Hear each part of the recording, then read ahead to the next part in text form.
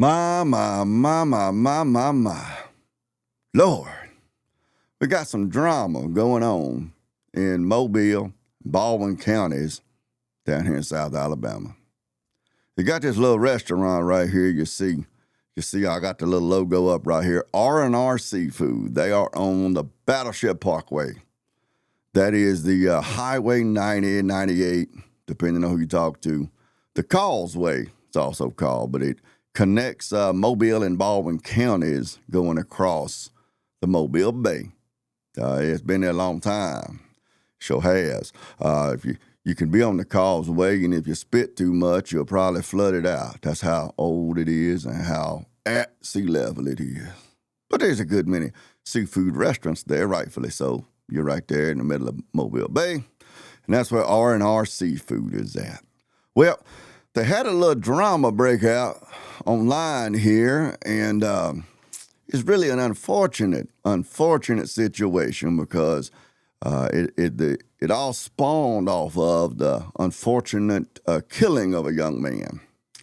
And so the young man, it seems to be, Ant, was an employee there at R&R Seafood, which, full disclosure, I've never eaten at R&R Seafood before. I don't think I even knew they existed until my Facebook timeline with all of my little local Facebook groups started lighting up with this drama going on.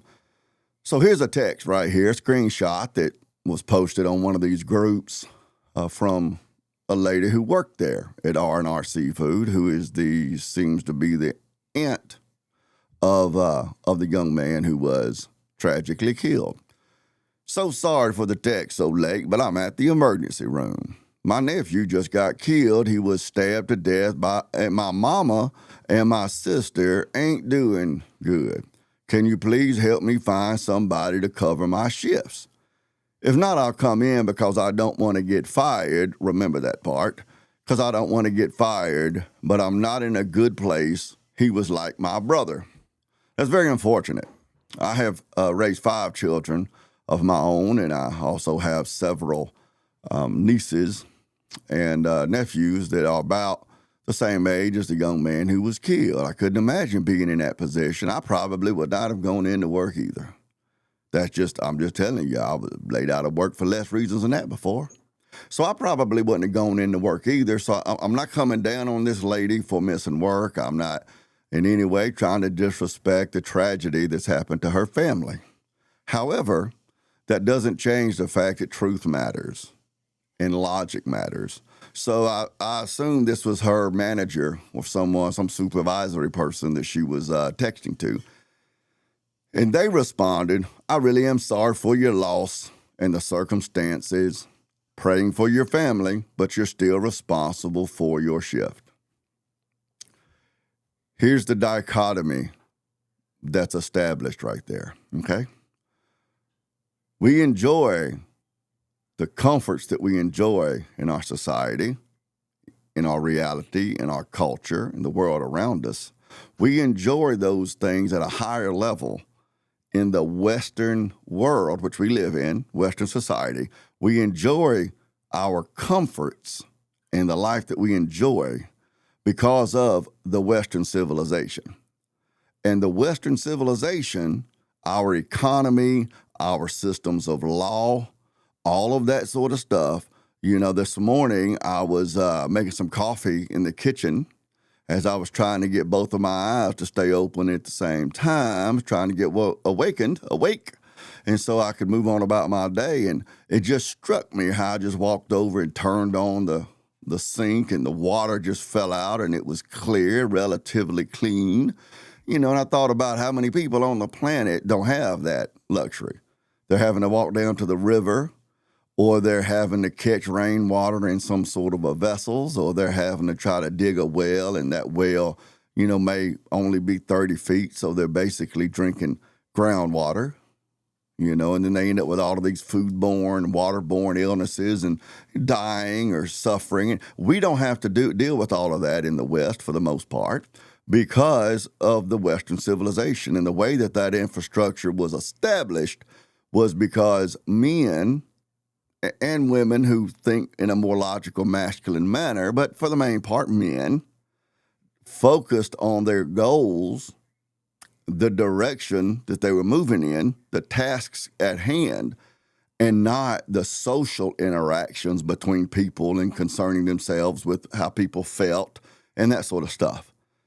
See, that's more of the feminine way of thinking, to be concerned about people's feelings and whether or not they want to work with this other person or collaborate with them based on whether or not they get along with them or think they're a good person.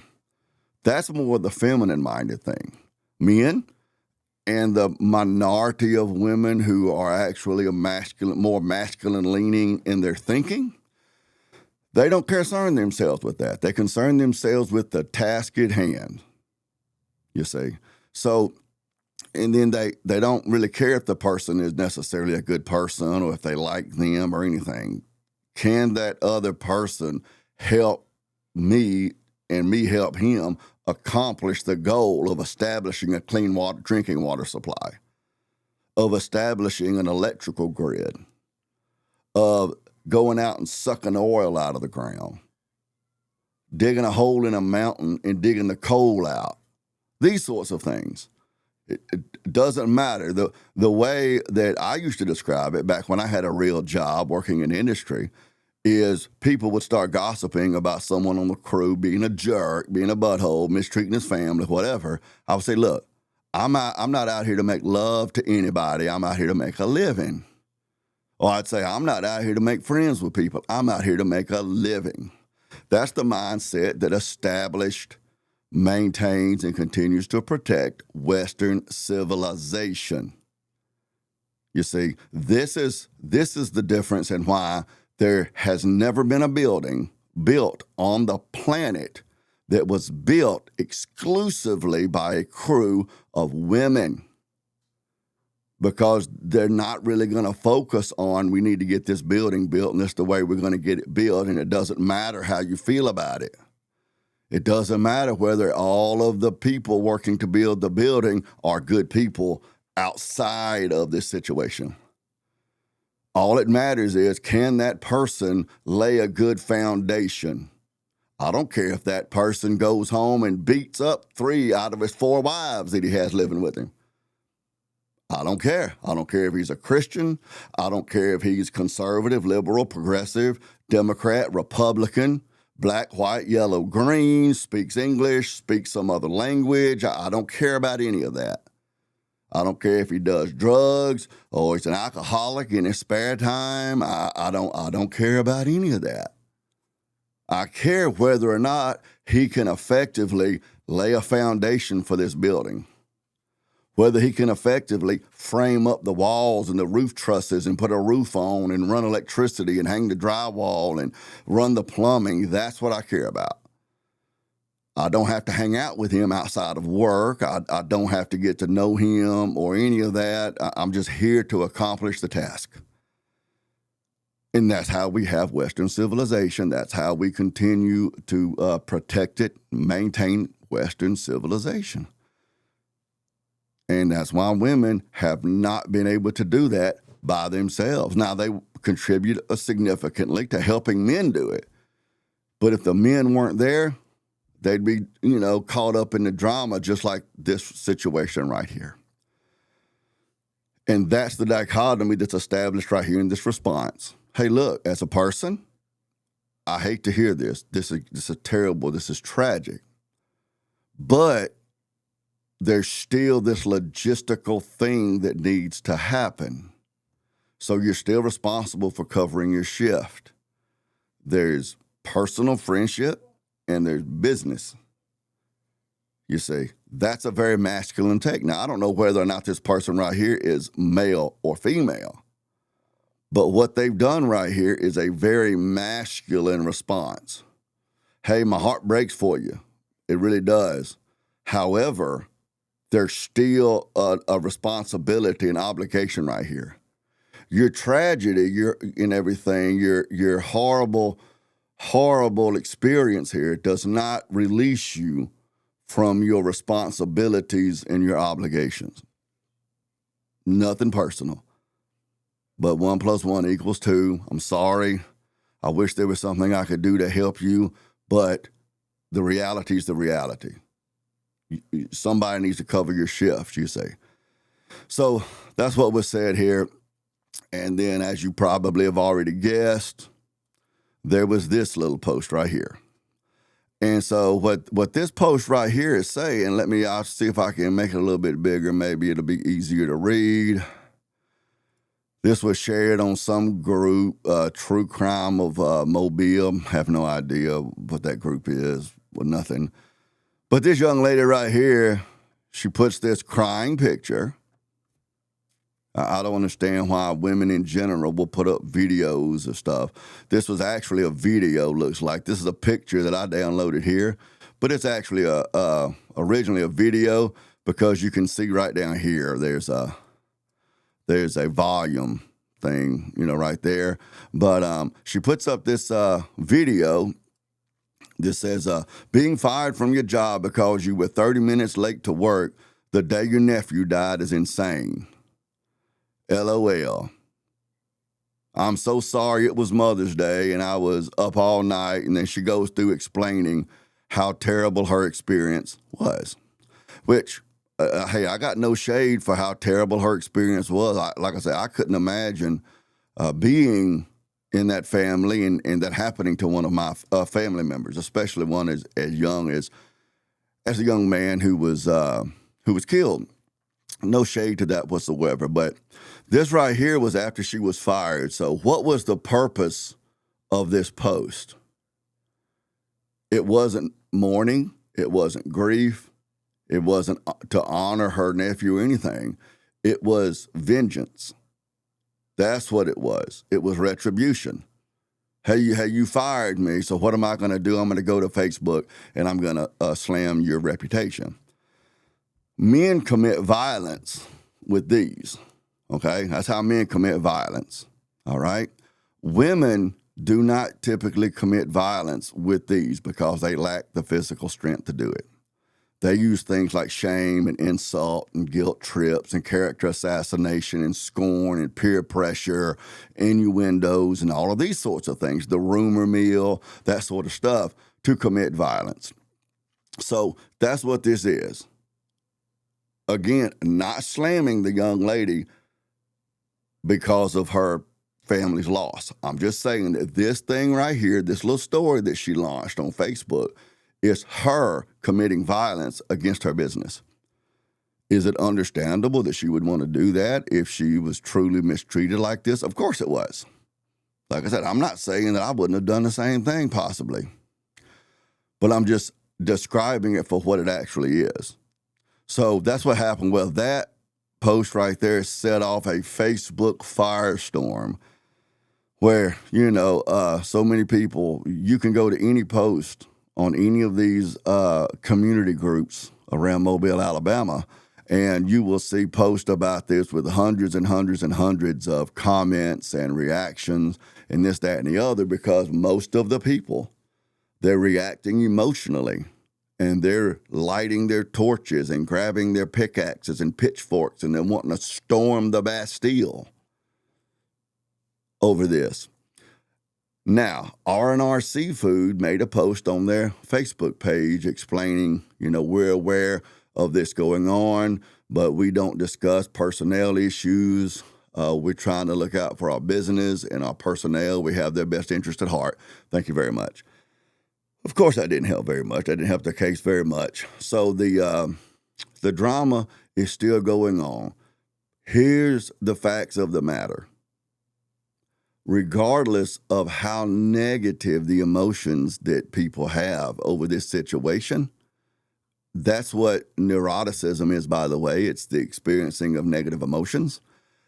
No matter how negative that emotion is or how much this sort of stuff right here stirs them up, we only have one side of the story from this lady. And listen, if this lady actually deserved, for some reason we don't know about, to be terminated, she's looking for vengeance, she's not going to volunteer that information. She's not. She's going to paint herself in the best light possible, in the best light possible for most women is that of a victim. I was mistreated. I was completely justified in my behavior, and I was mistreated. And then other feminine thinking people, they would get all wound up because when those negative emotions hit you, for the feminine mind, the most important thing to do is to stop the negative emotions. Whatever it takes to do, end the negative emotions. I'm feeling bad. I don't want to feel bad. What can I do to make the bad feelings go away? The feminine mind doesn't think, is doing that the most reasonable thing to do? Is doing that the most beneficial thing to do? Is that the most efficient and effective thing to do? Those are all masculine questions. Do I have enough information about the whole story to even have an opinion formed about this situation? See, those are all questions that come from a less emotional, called stoic.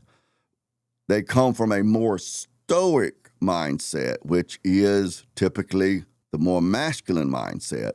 And that's how the buildings are built by men, sometimes with the help of women, and they aren't built by women. The fresh water systems, the power grid, the food supply, all of those sort of things were established by men because that's the masculine thought process.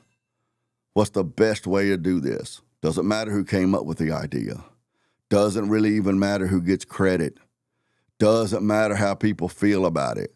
Doesn't matter how that plumber over there lives his private life. Is he a competent plumber? You see, those are the questions of the masculine mind. Again, I've never been to RNR Seafood. I may never go to RNR Seafood.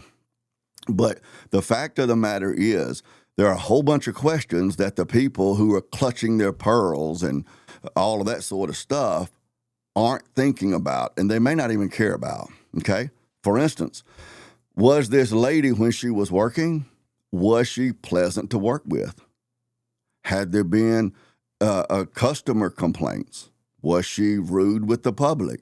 Was she rude to her fellow employees and her management?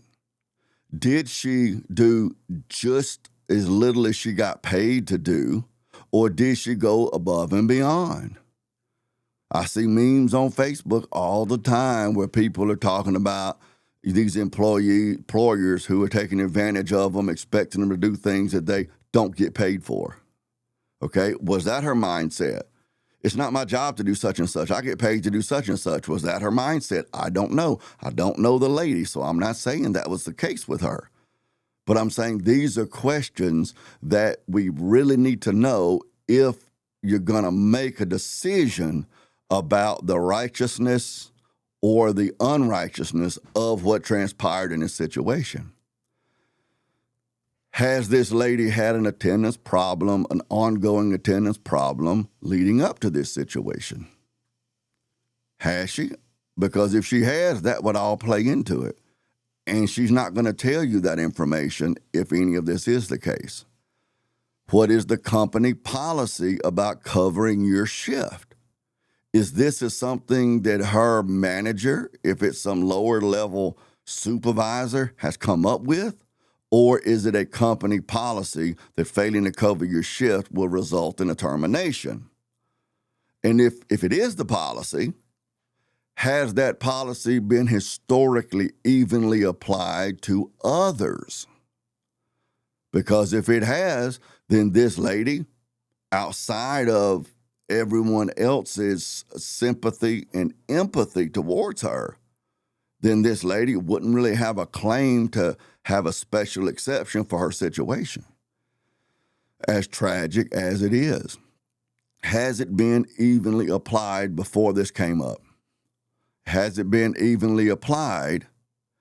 And then maybe the person it was applied to before her, if they happen to be black, and then this lady's situation comes up, and the company has sympathy and empathy for her and makes an exception, Well, now the company could be sued civilly, and the Equal Employment Opportunity Commission could sanction them in some way because it could be interpreted as discriminatory. Well, the black person over here's, I don't know, grandmother was in the hospital and she couldn't come in and they fired her. But the white woman over here, her nephew got killed and they didn't fire her. That's a racial difference. So we're going to report them to the EEOC, or we're going to sue, or whatever the case may be. See, there's all sorts of possibilities that it doesn't seem like these pearl clutchers are even considering about what the situation could actually be. And this lady, if any of this is the case, this lady is not going to volunteer that information. Why? This post right here is not going to be beneficial to help her family. It's not going to soothe their loss. It's not going to, advance them through the process of grief and mourning. It's nothing. This post right here is strictly for the purpose of sticking it to the man. When I say the man, I mean the company. I don't mean men in general. But I'm just saying that's the whole purpose of that is vengeance. It's female violence, shame, insult, guilt trips, rumor, character assassination, peer pressure, social scorning, all of that sort of stuff. That's what the purpose of it is. So as such, she's not going to give you any of that information. She's not going to say, well, I was a pain to work with, or, I'd laid out of work a good bit before, or, I was, always had bad things, sowing dissension, having bad things to say to my coworkers. And she's not going to tell you any of that if that is the case. She's going to tell you she was a great employee and all this sort of stuff, and how the company was lucky to have her and they just did her wrong in this situation. I don't know if that's the case in this situation because I don't know the lady. I've never been to the restaurant. I don't know if I know anybody else who works there. And quite frankly, I don't care about any of that at all. What I do know is that there's at least 3 sides to every story. There's your side, their side, and then there's the truth. And we don't know their side. And the reason we don't know their side is that if RNR Seafood released any personal information about this lady, they could be sued for violating their former employees' privacy.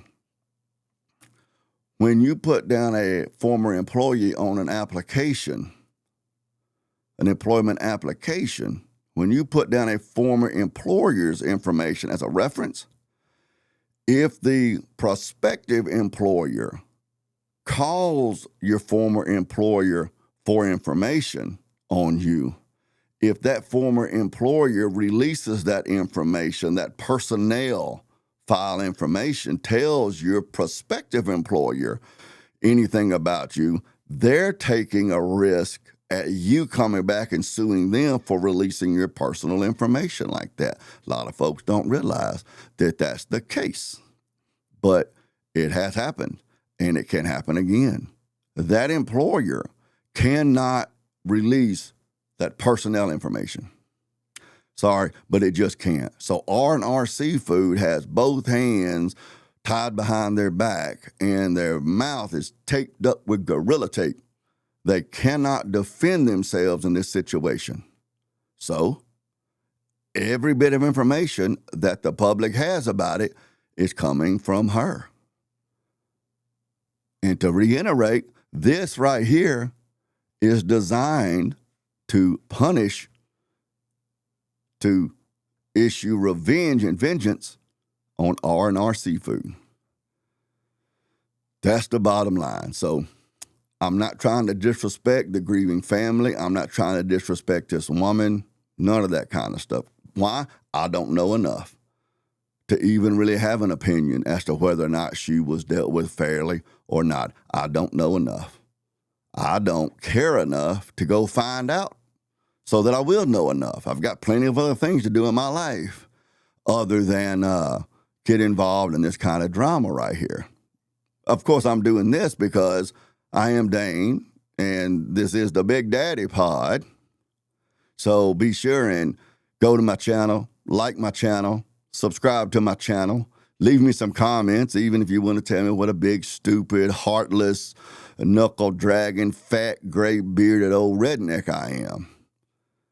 Go on over there, send me some comments. Let's fight it out. I might even bring you up live on stream, and you can tell me that in real time to my face. Well, to my video face and everything. That's why I'm making this video about it. Plus, I don't care as much about the actual situation, all of those details. I don't care as much about that as I do just speaking up for the truth and the hope that someone who sees the video over on Facebook or wherever might stop and think, I never thought about it like that. But I really don't know anything except one side of the story. They might think, Dane's not very good looking. And he's not in any way athletic. I mean, he looks like he might even have a little odor. But he's really helped me out because he's pointed out some things to me that I didn't even realize. So maybe I need to realign my thinking. That's the bottom line. And I'm Dane.